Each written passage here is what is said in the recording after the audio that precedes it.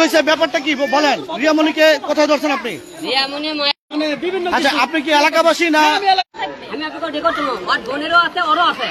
আমি দুই বোনের আমার কাছে আপনাদের ভিডিও রেকর্ড সহকারে শোনাবো, দেখেন প্রয়োজন হলে আপনারা শুনতে পারেন। আমি দুই একটা রেকর্ড শুনি আর কখন কিভাবে। আচ্ছা আপা, আপনাদের এলাকায় এই ধরনের অসামাজিক কাজ, বিয়ে ছাড়া একই বাসায় থাকা, মানে আপনি একজন নারী হিসেবে কিভাবে দেখছেন? খারাপ, কারণ এটা একটা আবাসিক এলাকা, এখানে ফ্যামিলি নিয়ে সবাই থাকে। এখানে যদি একটা অবৈধ কাজ হয় সেটা তো সবার জন্য খুব লজ্জাজনক। কারণ আমাদের বাচ্চা কাছে এখানে এসে খেলাধুলা করে, আমরাও আসি। এখানে এরকম একটা কাজ, এটা খুব খারাপ। এটা আসলে আমরা সবাই ধরছে, হ্যাঁ, তাদের মেয়ের অসামাজিক কাজগুলো ধরছে। কালকে তো আলমের জীবনের নিরাপত্তা নাই। এখন আমাদের সামনে এর গায়ে হাত দিতেছে, আমরা তোমার খেলাম কি করবো?